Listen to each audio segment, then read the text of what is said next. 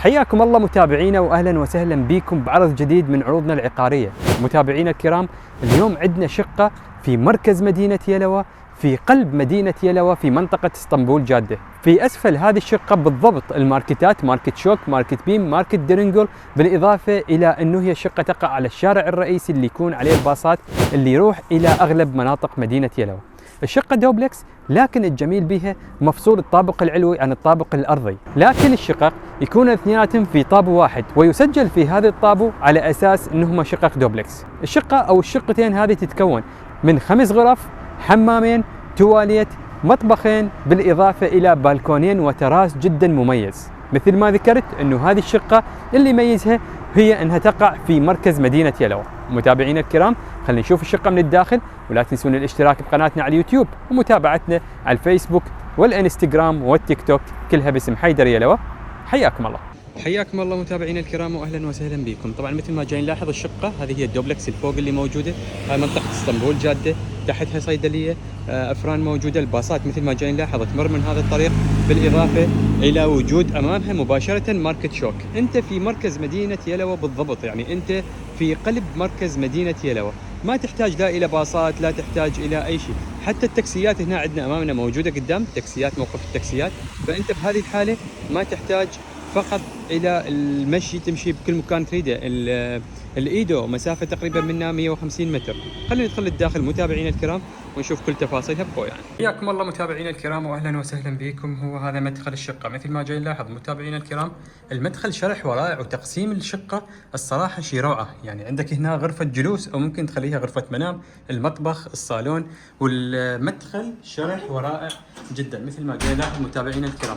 اول ما تجي تدخل المدخل مقابل الباب راح يكون عندنا دولاب، وجنب الدولاب مباشره يكون عندنا التواليت الشرقي. طبعا هذا التواليت الشرقي بامكانك ان تحوله الى تواليت غربي، ومساحته رائعه. حتى تقدر طبعا على فكره تقدر تسوي حمام شاور بوكس بداخله يكون، بالاضافه الى انه مساحته جميله مثل ما جاي نلاحظ متابعينا الكرام.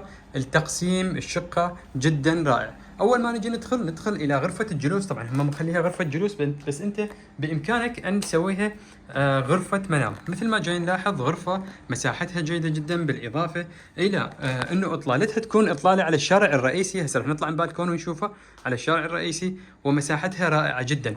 طبعا هي شقه مو مع الاثاث، لكن انت تقدر تخلي اثاث براحتك لكون الشقه مساحتها مميزه جدا. مثل ما جاي نلاحظ متابعينا الكرام، مساحة الغرفة تقدر تخلي سريرين بها، سرير هنا وسرير هنا، بالإضافة إلى دولاب بالاتجاه المقابل أو بهذا الاتجاه حتى لا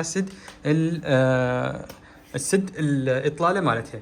أول غرفة شفناها متابعينا الكرام، طبعا جنب الغرفة الأولى يكون عندنا المطبخ. المطبخ مساحته رائع جدا مثل ما جاي نلاحظه. عندنا دولاب متكامل للكاونتر، بالإضافة إلى عندنا السنك موجود هنا، فرن طباخ ساحبه موجود أيضا. وأيضا طبعا هنا بالأساس كان أكو بالكون مثل ما جاي نلاحظ. هنا هذا المكان بالأساس كان أكو بالكون، لكن فاتحينه حتى يوسعون المطبخ، وأيضا حتى تأسيسات دوار الغاز راح تكون بداخله، ومغلفين البالكون تغليف كامل حتى تكون القعدة هنا والإطلالة رهيبة مثل ما جاي نلاحظ متابعينا الكرام. الإطلالة جدا رائعة، انت شوف منه هذا ماركت شوك امامك لو لاحظناه، بالاضافه الى انه انت الشارع الرئيسي هذا هو امامك، فالامور كلها طيبه وانت في مركز مدينه يلوى. لاحظنا هنا طبعا مثل ما قلت لكم هذا بالاساس بالكون، يكون عندنا هنا الكومبي يكون الخرطوم مالته يطلع من البالكون. الجميل انه هذا المطبخ يحتوي على بالكون اخر، هنا بالكون مغلف والبالكون هذا الاخر. لو لاحظنا متابعينا الكرام، انت في مركز مدينه يلوى، هذه منطقه اسطنبول جاده، ماركت شوك، الفرن امامك. هذا هو يعني شنو تريد انت تحتاج يكون موجود في هذا الشارع. اتجاه شفلكوي في هذا الاتجاه، التاكسيات هناك موجوده. يعني مثل ما جاي نلاحظ كل الامور اللي تحتاجها موجوده في هذه الشقه.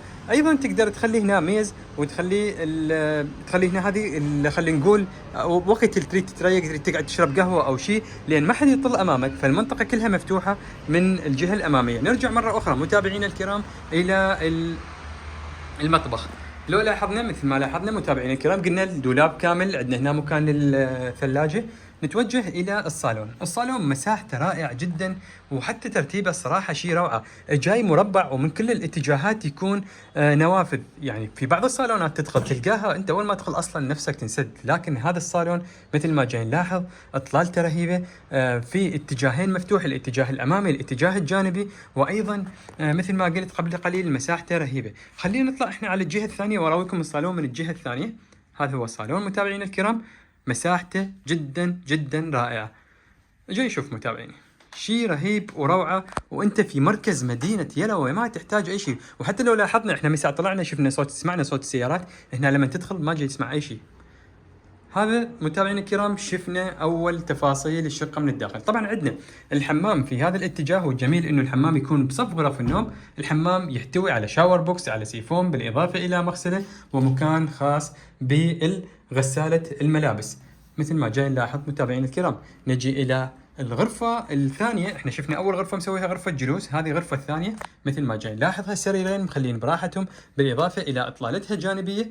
لو لاحظنا احنا اطلالة جانبية هنا، وايضا عندك هنا مكان خاص للكنتور وميز الدراسة وغيرها من الامور اللي موجودة.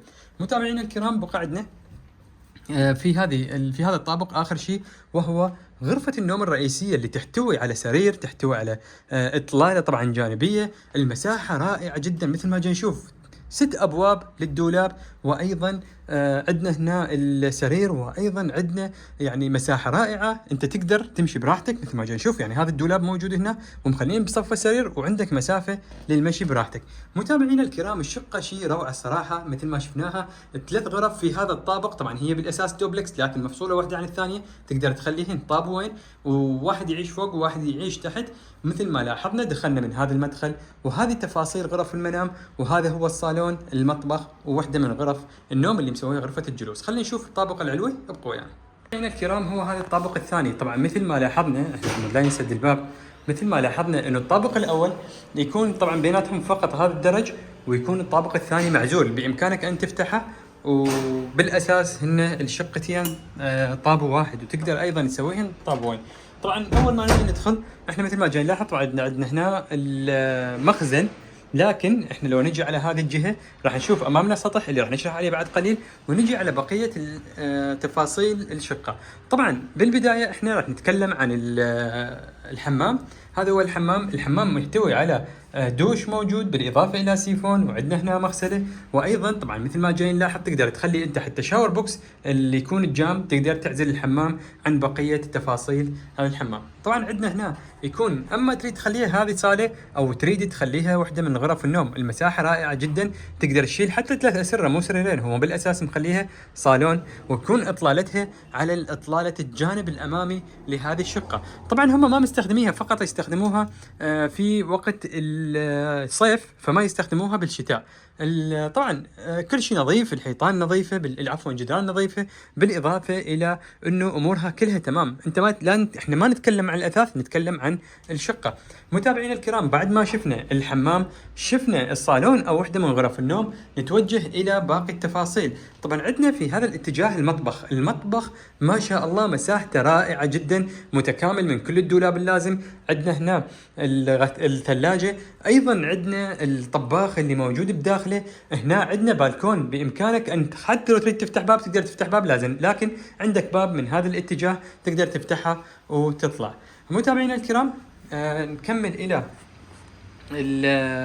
السطح. مثل ما جاي نشوف السطح الصراحة الوحدة قصة كاملة. انت في مركز مدينة يلوى، مثل ما ذكرت مركز مدينة يلوى نادرا ما تلقى هيك بنايات وبهذه الاطلالات اللي تكون جميلة وبمساحة رائعة. طبعا احنا لو حسبنا من النقطة اللي انا واقف بها اللي هو هذا الجدار منا الى نهاية السطح تكون 13 متر، وبإطلالة راح اراويكم اياها، اطلالة على مدينة يلوى، في مركز مدينة يلوى مثل ما جاي نلاحظ. هذا هو مركز مدينة يلوى. انت مثل ما ذكرت انا مساع في الطابق الاسفل، انت في مركز مدينة يلوى. هذه منطقة اسطنبول جادة، وهذه اتجاه منطقة شفلكوي، وهذا اتجاه المركز. طبعا الجميل راح اشرح لكم تفاصيل. هنا عندنا باربيكيو، طبعا هو مخليها مؤسسها، حتى تاسيس الدخان عمود لما يطلع مثل ما جاي نلاحظ، راح تشوفون هذا تاسيس الدخان عمود لما يطلع انت مؤسس لك صوره كامله. ايضا بامكانك لو احنا نريد نفصل ونسوي هذا عباره عن جام وهذا نغلفه تغليف مرتب، راح يكون عندنا هنا وحده من الغرف تصير، وهنا يكون عندنا خلينا نقول السطح اللي موجود. وايضا لو احنا نلاحظ هنا عندنا نشوف جبال مدينة اسطنبول من هنا. شوف لاحظوا المتابعين الكرام، هذه جبال مدينة اسطنبول تقدر تشوفها منها. وايضا في كل مكان انت تباوع له راح يكون عندك كل الخدمات، ما يحتاج تاخذ سيارة، ما يحتاج تروح لأي مكان، فالخدمات كلها أمامك. متابعينا الكرام، هذه كل تفاصيل الشقة من الداخل. الشقة دوبلكس مثل ما شفنا المجموع الغرف اللي بداخلها. أيضا السعر راح تشوفونه في نهاية الفيديو.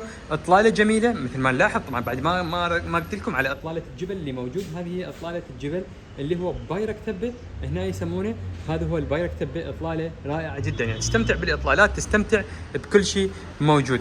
متابعينا الكرام، خلي تشوف سعر الشقة في نهاية الفيديو، ابقوا يعني.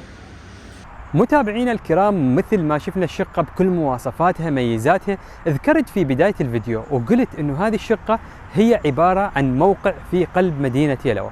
سعر هذه الشقة 3,800,000 اي بما يعادل 135,000 دولار امريكي. متابعينا الكرام، شكرا لمتابعتكم للنهاية. انا حيدر يلوى، اشكركم المتابعة والى اللقاء.